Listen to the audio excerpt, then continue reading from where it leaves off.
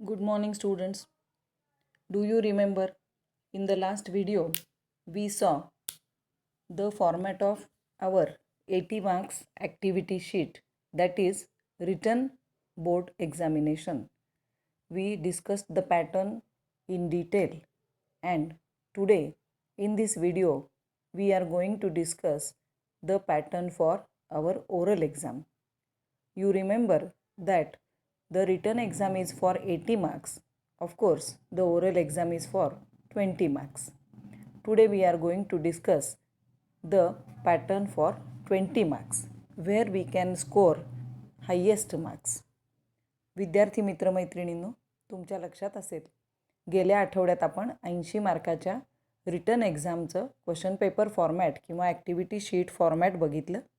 आज आपल्याला तोंडी परीक्षेचं स्वरूप बघायचं आहे. तुम्हाला माहितीच आहे की ही तोंडी परीक्षा 20 मार्कासाठी कॉलेजमध्येच घेतली जाते. आता तोंडी परीक्षेचं जे पॅटर्न आहे, ओरल एक्झामचं जे पॅटर्न आहे, त्याच्यामध्ये सरळ सरळ 10 मार्काचे 2 भाग पडलेले आहेत. 2 skills are important for oral exam, that is, first is listening skill and the another is speaking skill.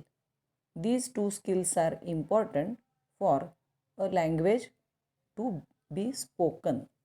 लक्षात घ्या, एखादी ओरल म्हणजे काय? तोंडी परीक्षा. एखादी भाषा बोलण्यासाठी 2 स्किल्स त्या भाषेतली आपल्याला यावी लागतात. एक म्हणजे लिसनिंग स्किल, ऐकण्याचं श्रवण कौशल्य, आणि दुसरं म्हणजे spoken skill, that is speaking, बोलण्याचं कौशल्य. ह्या दोन्हीवर आपली ही तोंडी परीक्षा आधारित असणार आहे.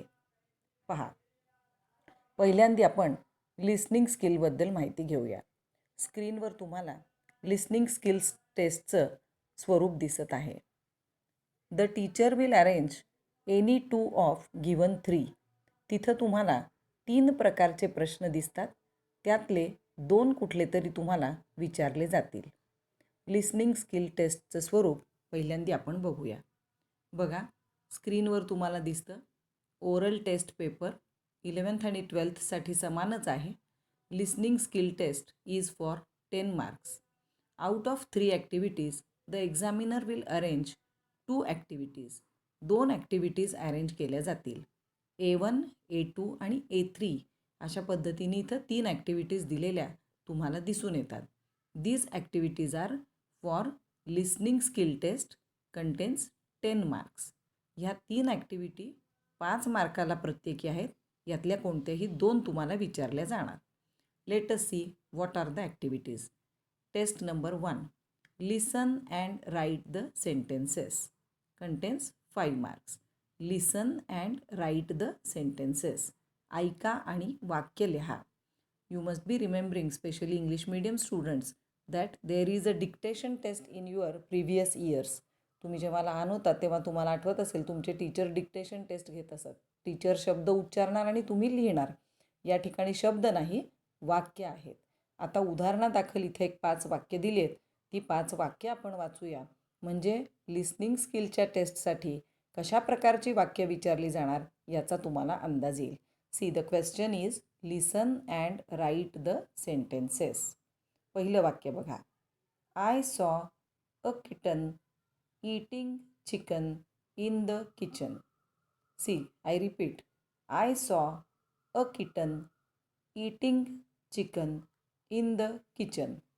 Words are similar in pronunciation and they confuse you. उच्चार नीट ऐकण्याचं कौशल्य इथं तुमच्याजवळ असलं पाहिजे. किटन मांजराचं पिल्लू, चिकन तुम्हाला सगळ्यांना माहिती आहे, आणि किचन म्हणजे स्वयंपाकघर.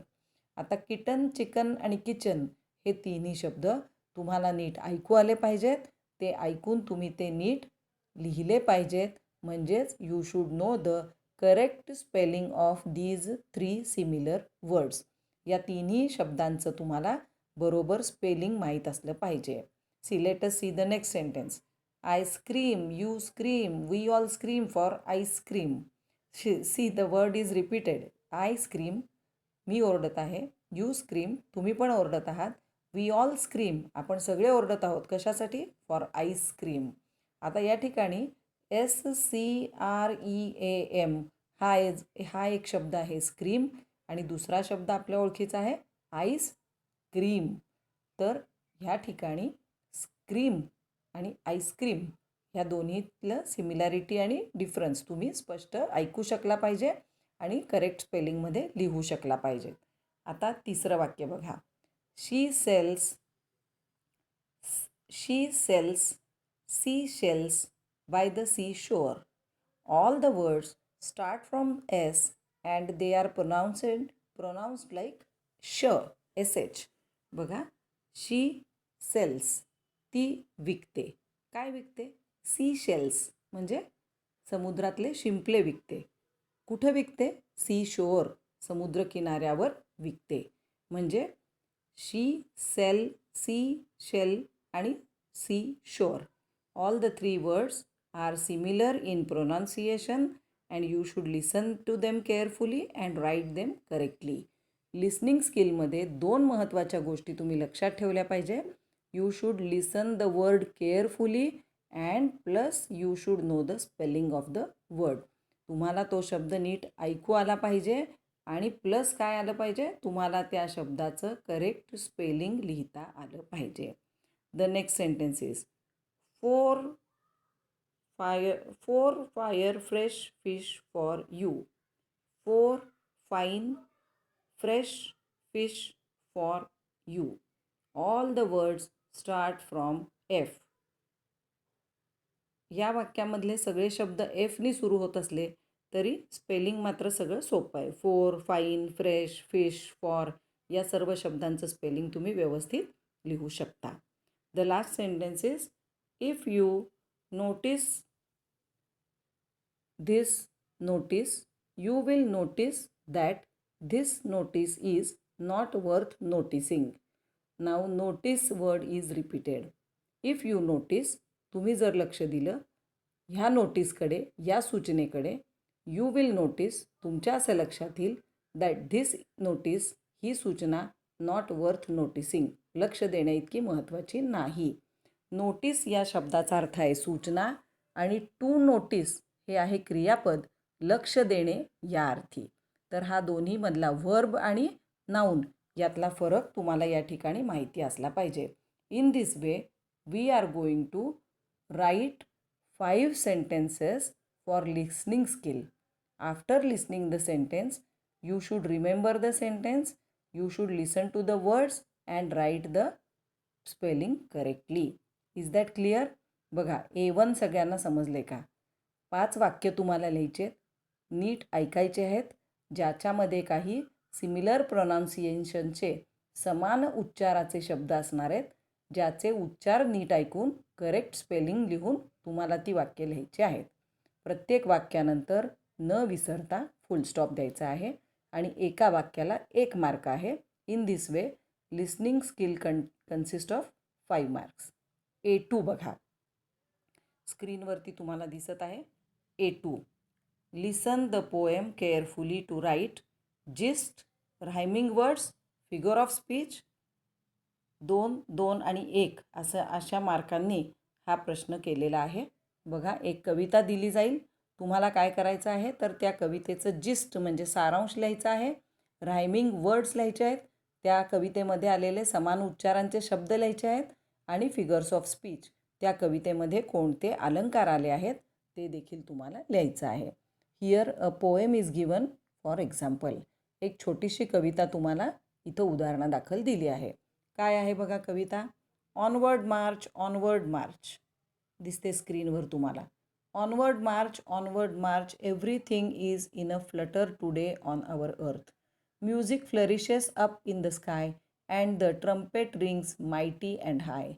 Youth of the new dawn march on.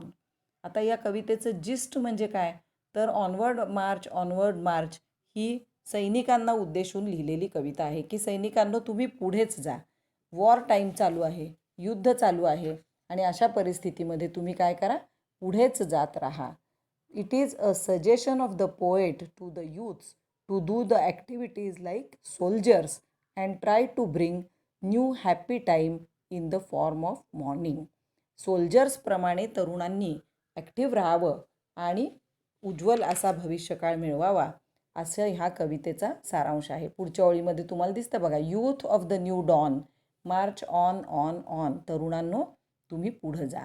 आता ह्याच्यामध्ये रायमिंग वर्ड्स कोणते आले आहेत बघा. तर रायमिंग वर्ड्समध्ये तुम्हाला दिसतं स्काय आणि हाय हे 2 शब्द उच्चाराने समान आलेले आहेत. तर अशा प्रकारे तुम्ही लिहू शकता की rhyming words are sky and high. त्याचप्रमाणे डॉन आणि ऑन हे देखील काय आहेत, रायमिंग वर्ड्स आहेत. आणि तिसरं तुम्हाला विचारलं आहे फिगर्स ऑफ स्पीच. कोणते अलंकार या कवितेमध्ये आले आहेत, तर रिपिटिशन आलेलं आहे. Onward March, onward March, onward March किंवा मार्च ऑन ऑन ऑन हे शब्द रिपीट झालेत. म्हणजे if you are going to listen the poem, what you have to write? You have to write the gist, that is central idea of the poem for 2 marks. You have to write pairs of rhyming words and you have to write figures of speech. एक छोटी कविता तुम्हाला दिली जाईल. त्या कवितेचा एका वाक्यात सारांश किंवा मध्यवर्ती कल्पना लिहा. रायमिंग वर्ड्स म्हणजे एकसारख्या उच्चारांच्या शब्दांच्या जोड्या लिहा आणि फिगर्स ऑफ स्पीच म्हणजे अलंकार लिहा.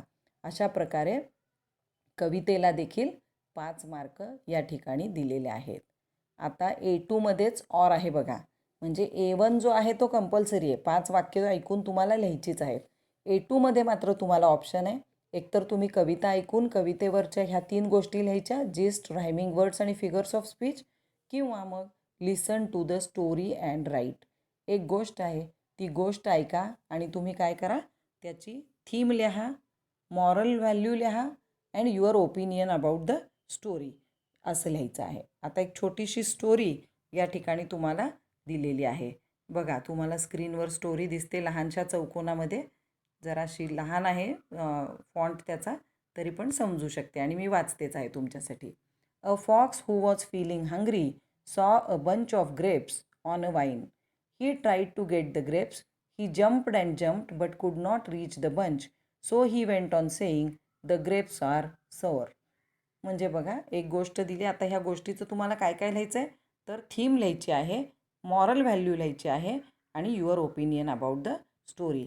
आता गोष्टीची थीम काय आहे, कोल्ह्याला द्राक्ष आंबट ही गोष्ट आपल्याला सर्वांना माहिती आहे. थीम काय आहे, it shows one aspect of nature of animals and human beings. माणसाच्या किंवा प्राण्याच्या स्वभावाचा एक पैलू दाखवला आहे की आपल्याला जे मिळत नाही ती गोष्ट चांगली नाही म्हणायचं. मॉरल व्हॅल्यू काय आहे, if we don't get anything leave it. एखादी गोष्ट आपल्याला मिळत नसेल तर सोडून द्या. And my opinion about the story, it is a funny and interesting story, I like it very much. असं एखादं वाक्य तुम्हाला स्वतःचं मत म्हणून लिहायचं आहे. बघा विद्यार्थी मित्रमैत्रिणींनो, तुमच्या लक्षात आलं का? आत्ता आपण 10 मार्काच्या लिसनिंग स्किलचा अभ्यास केला. 1, 5 वाक्य ऐका आणि ऐकून करेक्ट लिहा. 2, एकतर कविता ऐकून सारांश, रायमिंग वर्ड्स आणि फिगर ऑफ स्पीच लिहा, किंवा गोष्ट ऐकून गोष्टीचा विषय काय आहे, मॉरल व्हॅल्यू आणि तुमचं गोष्टीबद्दलचं मत लिहा. या दोन्हीपैकी एक. 5 मार्कासाठी 5 वाक्य आणि 5 मार्कासाठी कविता किंवा स्टोरी. अशा पद्धतीने ओरल एक्झामचा पहिला अर्धा भाग हा तुमचा लिसनिंग स्किल टेस्टसाठी